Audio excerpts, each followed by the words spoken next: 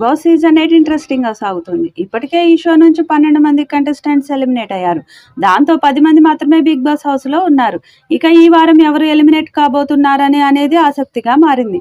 Prithvi, Yashmi, tasty Teja, Avinash, Gautam, Vishnupriya ఈ వారం నామినేషన్స్‌లో big boss ఇంటి నుంచి బయటకు వెళ్లేందుకు నామినేట్ అయ్యారు. అందుతున్న సమాచారం ప్రకారం విష్ణుప్రియ, టేస్టీ తేజ డేంజర్ జోన్‌లో ఉన్నట్లు సమాచారం. ఇక ఓటింగ్ ప్రకారం విష్ణుప్రియ ఎలిమినేట్ అయ్యే అవకాశం ఉంది.